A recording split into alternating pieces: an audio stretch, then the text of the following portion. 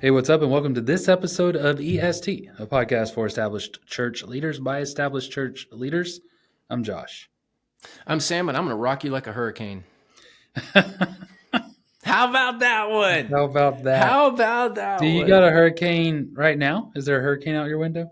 It's not right now. It was earlier. The first squall line came through.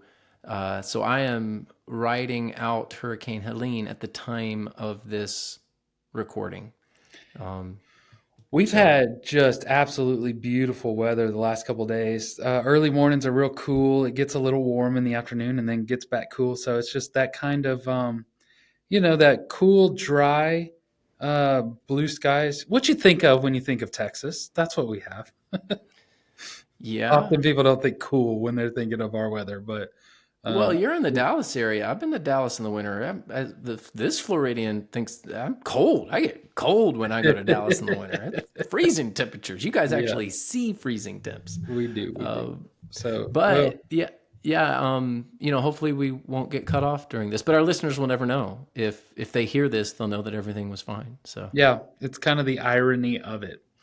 It reminds me of when people complain about not knowing something. When you're at the meeting telling them, well, this is the first I've heard about this. Yeah, that's how information works. I'm I'm telling you, and you are hearing. Oh, that's So good. That's yeah, really good. yeah. Well, hey, we've got a good episode today.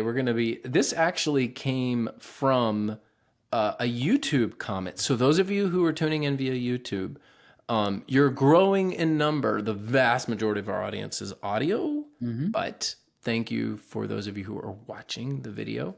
Yep. So, this came in from the online evangelists 2446. I think I have that right. You know who you are. Mm. And this person wanted to know, because we have talked about you 16 hours, 18 hours is kind of how much you should be spending on your sermon at most. And the question was, well, what if you have multiple lessons? Sunday morning, Sunday night, Wednesday Yeah. night. Certainly Yeah. you can't cram all that into 16 to 18 hours, and that's a really You're good right. question. We'll get to that here in just a moment, but we want to thank our sponsor, Church Teams. Actually, just interviewed Boyd Pelly on the previous episode, so go check that out. Talking about the intimidation factor of technology. I thought it was a really good interview. He does a good job explaining things in terms that pastors can understand. Let me just say this: terms that me and Josh can understand. Whether or not you're like us or not, I don't know. But I was like, Yeah. okay, I understand this. Right. But they are doing this demo of their new technology, and they would love for you to be there. They are actually offering a $20 Amazon gift card to the first 15 registrants. So you can go see that information at est.church. The demo is on November the 7th at 3:30 p.m. Eastern Time. But if you go to est.church, you'll see all of that there. And I would encourage you to register. And even if you're not, even if you just want to go talk to Boyd, he'd love to have you. If you're one of the first 15, you'll get that Amazon gift card. So go check it out. And it's a 30-minute demo, won't take too long.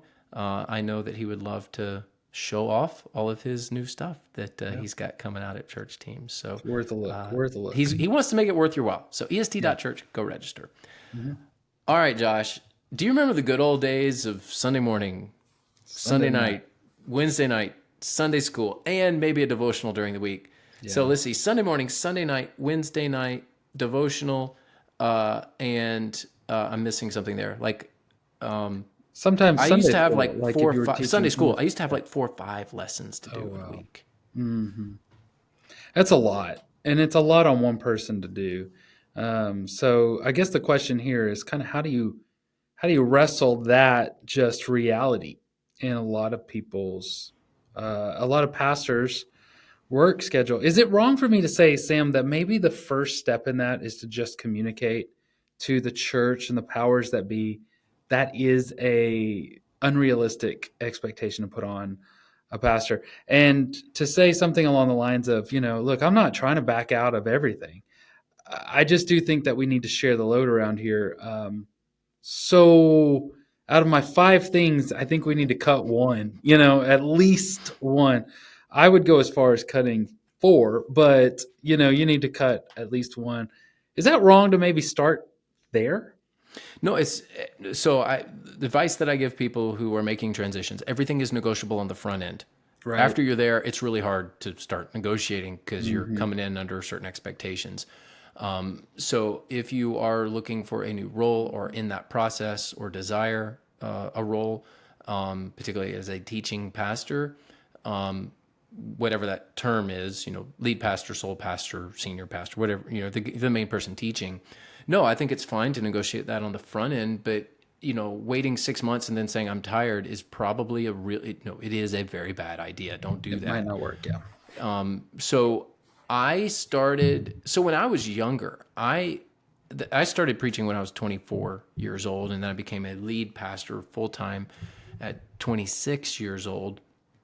And when I went to that church in Indiana, First Southern Baptist Church, Floyd Knobs, Indiana was the name of it. Really long name. Hmm. I was glad I had the opportunity to do Sunday morning, Sunday night, Wednesday night, Sunday school, and devotionals, because honestly, I needed the reps. Mm. So there's a little bit of me that says, well, I did it, you can do it too. I don't know if that's the greatest attitude because it is a lot Mhm. and probably unreasonable for most churches to expect most pastors to do that. But for me, I was terrible. I don't know why they hired me. I was a terrible preacher. I was a terrible teacher. I needed those reps. So I was kind of glad, but it was 40 hours a week preparing all that stuff, 30 to 40 hours a week. So yeah, it's a lot to expect of somebody. My advice would be for us to talk about these things in different categories. I don't know that most people that are doing multiple events like that every week or multiple gatherings like that. It's Sunday morning worship service, it's Sunday night Bible study, and Wednesday night prayer gathering. And they have to preach at all three of those things. And so for the first one, just as by way of rep, we're talking mainly about the preparation time. We've had other episodes that really kind of break that down. I'd invite you to go back and kind of search some of that. But my biggest sort of encouragement to you is invite outside preachers, try to build some sort of preaching team that can be other people within the church. And they don't have to go to seminary to start to learn how to preach. You should be able to kind of encourage them along that way. If your denomination has a local sort of missionary or denominational office, that they a lot of times will gladly help you with those reps. If you're near a local Bible college or a seminary that you support theologically, then you can get those in there. And so I would just say try to come to an agreement with your church. My church here, I'm trying to not preach 12 times a year. I'm up to 8 or so. We've started working on next year. I'm going to get down to I'm not 12. So that comes down to once a month. I'm out of the pulpit. I'm still at church. So maybe work on something like that. And the other thing I would say is just, if at all possible, and again, we have episodes on this, try to plan ahead on what it is that you are preaching through. This will help you to, where the prep, it's not like you're starting a brand new meal every week. Some of the prep can carry over to the next one. Some of the stuff you cut last week can be used this week. So that's going to help you reduce the preparation time. Yes, but you can also change the format. So one of the Sunday things that I morning. did when I was at First Southern Baptist Church, Floyd Knobs, Indiana, um, I just like saying that, Mm-hmm. was the Wednesday night lessons. I made more discussion groups. Yeah, Um, yeah. I was going to get to that. I was just talking particularly about Sunday morning. How would you reduce just the prep for gotcha, that gotcha. heartbeat Yeah. one? Yeah, So Sunday morning, I like being in the pulpit. I me can't, too. Yeah. it's 40 weeks for me. I'm like, no, I want to do 50. I Yeah, couple of weeks off, yeah, yeah. where I've got somebody preaching or I'm on vacation or I'm someplace else. Yeah, I'm all right with that. Now I have gotten, 2025, I think I'm going to be out of the pulpit like 5 times for some Mm. different things. So Oh, but that's a they lot. might fire you. Yeah. I know, I What are you even know. here for?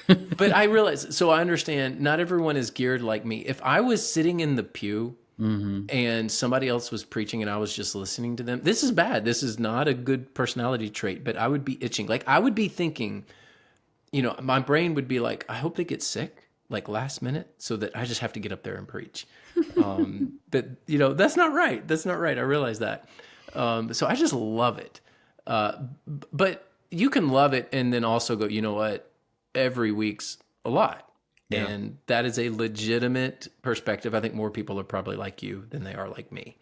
But yeah, I think creating a teaching team is a good idea. By the way, here's one way to do it. We offer a diploma in Christian ministry at Church Answers. So you can That's go right. to check out churchanswers.university, churchanswers.university. Make sure I say that right. I think it's $497, and includes all your books. So you Mm, can actually get a diploma in Christian ministry. We also at churchanswers.com have an expository preaching certification. So we have tools. If you're like, I right. know of 2 or 3 people in my church that could do this, they just don't necessarily have the training. Well, whether through Church Answers University or through the preaching certification at Church Answers, we've got the tools to help, train people. These are video-based resources at your own pace. I think that's a good way to go. I use it at my church to train up our life group people. Mhm. I use Church Answers University to train our life groups. So There's so many resources out there. You talk about that resource. There have been times where I have been just pressed against the time on preparation, and so I've searched sermons on the same text and listened to the podcast as I'm going. There's other resources like Bible Project that will explain certain texts. They don't cover everything, but there are resources out there that if we're just talking about reducing the preparation time needed for your Sunday morning worship service sermon, um, other people's sermons, if they're very exegetical kind of based sermons. So what happens is I end up listening to sermons by people who preach in a style that I wouldn't preach in because I'm more listening to it for the understanding of the text so then I can build a sermon in my style. So I would suggest that. But Sam, you alluded to it. We can jump to Wednesday if you want to, but you said let's change the format. That is also, agree with you. You don't have to preach the same style of sermon or communicate the same way. So on Wednesday nights, what format did you change it to? yeah, well, I'll add one thought to Sunday morning, and this is just me, but I find book by book, verse by verse is actually less prep time than topical, It is. Mm-hmm. because you're building as you Right. go. So if you want to reduce your prep time, at least for me, just my personal sort of perspective here, I find that it'll from if I don't preach topical and I preach exegetical or expository through a book, it probably reduces my prep time 30%. I would agree. Yeah, I completely agree with that. It seems So that counterintuitive, but it's true. Well, you're building. I mean, you're building on the story, so you can kind of pull back in elements. Your church actually expects you to do a bit of a review. Hey, all right, this is where we've been. This is where we're going. Hey, remember how it ties back into the previous text? And I think that's a good way to preach, and that's my bread and butter. I preach topically as well, but I'm typically in a book, so that's a good way to do it. But back to your Wednesday point and the format. So I started when I was at First Southern Baptist Church, Floyd Knobs, Indiana. What I did was I tried to use the same style for all of these lessons. In Hmm. Sunday school, I was master teacher model. I was lecturing. On Wednesday nights, kind of the same thing. On Sunday mornings, I was preaching. I was doing a whole nother sermon on Sunday nights. And what I did was Sunday mornings was a standard sermon. Right. 35 minutes, just like you would expect. Sunday nights, I started doing more creative things on doctrine. I did a lesson called stained glass theology. We had these stained glass windows. And so I did more of a systematic theology, and each Hmm. window had an element in it Hmm. that was theological. So I said, all right, Lamb of God, what does that mean? That's that stained glass over there. Let's talk about the Lamb. And that got people talking. It was a bit more discussion. Wednesday nights was pure discussion. I was just a conversation facilitator. We had a topic. I did something on Colts once where I gave basic, I taught for 10, 15 minutes. And then I said, all right, guys, Jehovah's Witnesses, what are your experiences here? What do you think? What have you learned? And we had good discussions on that. And I'd done enough background to where I could, if people had a question for me, Hmm. I could answer it, but it was more discussion based. And then in Sunday school, I just did an overview of the whole Bible. I just did, here's what Mark's about. Here's what, I started in Genesis, went all the way to Revelation. So I did 52 weeks. I called it 66 and 52. That's where that idea started, if you've ever listened to me talk about it. I did 66 books of the Bible in 52 weeks. And so it was a big overview. And because all of those elements were different, it actually took me less time than more time. You might think, well, if you're doing all different things, it's more prep time. No, it wasn't, because I was accounting for a lot of discussion in the Sunday school class. I was accounting for a lot of discussion on Wednesday nights, some discussion on Sunday nights. And, there were times when the conversation, everyone was loving it and everyone was talking and learning and growing. And I only got to half my material. And guess what I did? I just saved the next half for the next week. Yeah. So it saved me even more time the next week. Yeah, usually using a similar method, I'll even cut your prep time down more. All right. So, Sunday school, if I was leading a Sunday school discussion, I would do sermon based questions. So, exactly what you are already prepping for at the end of your weekly, you did your sermon, take 5 minutes and write down just 5, 6 questions. Get an icebreaker question on your topic, these kind of things. You might say, oh, that won't work. Our Sunday school hour, our small group hour is before the sermon. I'm telling you, it does work. It works just fine. Discuss last week's sermon with your group and then go in the next hour and preach it to the whole of the church. What it ends up doing is being this great tie over. And it's an approach you can even use church wide if you want to. So that reduces that. In most of these churches that have the Sunday morning, Sunday night, Wednesday night, one of them is designated as a prayer gathering. So usually it's Wednesday night, midweek prayer gathering. And so what I would encourage you to do is just use the word for your benefit and say, this is for prayer. So I'm not going to be teaching a lesson. I'm going to be leading us through prayer. And inevitably, when I get into these conversations, some leaders are like, oh man, I can't do a whole hour of, Aunt Susie's toenail fungus surgery. I get that. So, and it's almost like I'd rather You joke, preach. but I think I've had the toenail fungus. Oh yeah, I've had that prayer request come up. I've had many of them.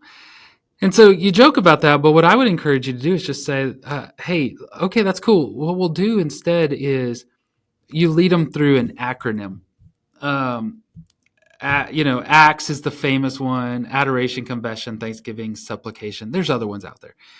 And once you do that and you talk and you let people pray, sometimes it's going to be, let's do adoration. I'll start off, pray when you feel led.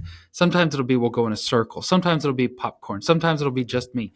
Once you're doing that, that's a little bit of creativity, but it also gets everybody engaged. You can also throw a hymn in there, a cappella, before and after, and that'll take up the 30 to 45 minutes that you're really wanting to hit on that. The other one, I do. I was just going to add for Wednesday nights. Yeah. You can also add activities around the prayer. So Sure.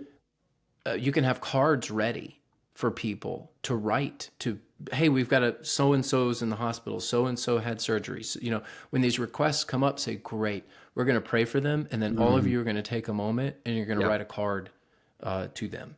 Yeah. And then, so that person gets, I don't know how many, goodness, when I do our Wednesday night prayer meeting, which we still call it that, I can have 60 or 70 in that class. You can imagine getting like 50 or 60 notes, or even if you're like, hey, we have 8 or 10 people, 8 or 10 notes that week. So you can create activities around the prayer. If you're doing a Wednesday night prayer gathering and you're like, man, I've got to do a whole nother 45-minute lesson. No, you don't. You could you could just share, hey guys, I'm doing my personal devotional time in Ephesians.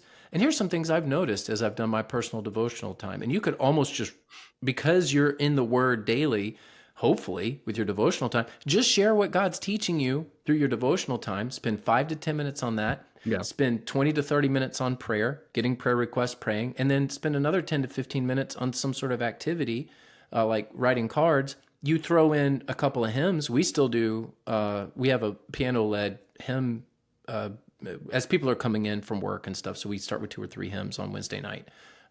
People are singing. There's an hour 15 minutes right there. Yeah. No, in fact, I came to this church and I'm the new young pastor that's going to help us modernize and get young. And one of the things that I started, we call it Sweet Hour. And it is a hymn, sing, and prayer gathering. I'm in a men's Bible study at the same time, but it's one of the most popular things that we do. Obviously, for a certain demographic is what prefers that. And I love them, and I love that they're happy with that. So that's something that you can do. Um, you talked about writing cards for these prayer people, and you could divide the prayer list up and just say, here, y'all get this one, y'all write cards for those, y'all write cards for these. Another thing you could easily do, which would just lean into your own church's health and growth, is just let's pray for these people that visited our church the last month and write them cards as well. Thank you for visiting. So you're involving the group at that point. It's definitely something worth they're doing, but none of this requires any sort of prep time. The other gathering, so we've talked about Sunday morning, through books and that kind of stuff. We've talked about the prayer gathering, make that very interactive. The other one I do is like you, Sam. I do sort of for lack of a better word, it's a book club. And I'll pick a book and very short chapters, and we'll talk about one at a time. There's a book by, I can't think of his first name right now, but it's Grudem's son. And it's called 20 Questions Every Christian Should Know. And there are 3 or 4 pages. It's a real thin little paperback book. And there are 3 or 4 page chapters. And they answer questions like, what is the Bible? How does a person be saved? What is heaven? And there's these 3 or 4. Then there's some discussion questions already in the book. That you don't have to come up with a discussion question. They're in the book. And there's some Bible verses. So that's one of my favorites because it lasts 20 weeks. And if you I suggest you do this, take maybe a break on the summer for this, or you break between Thanksgiving and New Year's. Once you do that, a book like that, a little booklet like that, which costs no more than $6 on Amazon, that will last you a full year. And what's the prep like on that? Well, it might be a hour of just reading through it, jotting down some notes. But a lot of pastors, you went to seminary, you may not even need to do any prep. You just look at the topic there and can skim through as you're asking the questions, getting people engaged. So a book club like that is fine. You're leading the discussion, and there will be some in your churches that will push back. I want a full sermon. They want like Sunday morning light on Sunday night, and you just got to say, well, we're just going to try to tackle, because people's brains work differently. We're going to tackle different ways to really engage other people in this group. Yeah, one of the things I've done on Sunday nights, and it's been a long time since I've had to do a Sunday night service, it's been about 10 years, but because I moved around a little bit with churches, I never preached the same sermon on Sunday mornings. Mm-hmm. I was always fresh on Sunday mornings, but I would recycle some material, not all, but some material from previous churches on Sunday nights. Not every series. I didn't want to get too lazy there, but I knew when the season was going to be busy. And I was like, okay, I know the book of Philippians. I've preached it 4 different times at 4 different churches. I can take some of those sermons and, put them back together for a Sunday night experience. On your book club idea, this is a really neat thing that I've done. So I did a book club, but it was Bible. So the Immerse Bible by Tyndale is really, really good. It's immersebible.com, IMMERSE, and it's called the Immerse Bible Reading Experience. They take out all the verses and chapters and strip away all the stuff, and it's just the text. And so they've got them broken up according to sections of Scripture, and so you can read it like a novel, which is kind of how it was originally written, if you think about it. And so we would assign sections of these Immerse Bibles, and then we did a men's group and a women's group, and I led the men's group. And it was real basic questions like, what stood out to you the most? What did you like the best? What did you not like in the text?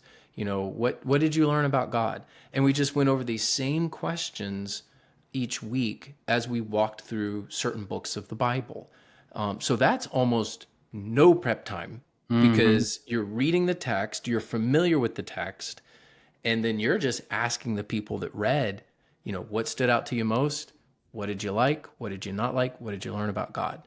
Yeah, I'm And looking at I this. found it to Yeah. be really, really good. And here's the thing, your people aren't reading the Bible, they're not Right. reading it.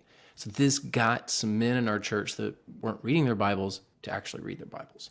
Yeah, I'm looking at it right now. In fact, they have a podcast. 28 minutes is the first one, 40 minutes is the second one. Week 1, day 2, and so it just kind of helps the reader go through it as well. I do have another hint on this, and this is not necessarily lessening the workload, but it's spreading it out in a helpful way.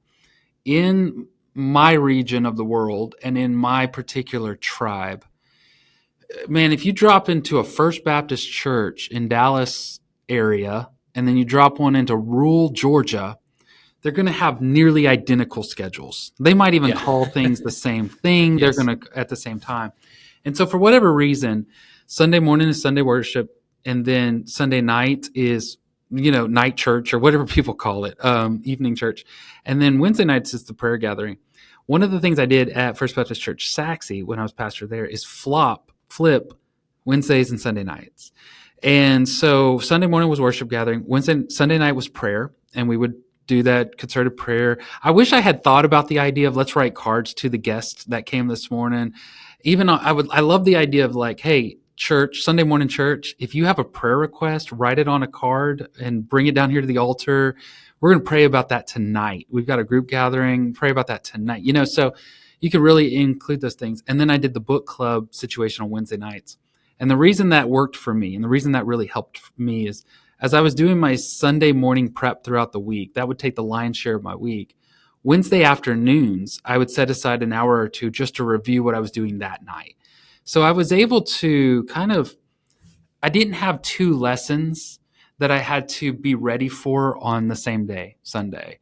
I also, in between Sunday morning and Sunday night, since that was prayer gathering and I knew kind of what we were doing, I didn't have to review a lesson before I walked in there. And so my Sunday afternoons were much more free to relax and to rest as I was prepping for the Sunday night. So it doesn't necessarily reduce. I think the ideas that Sam and I have shared throughout this episode will reduce your prep time.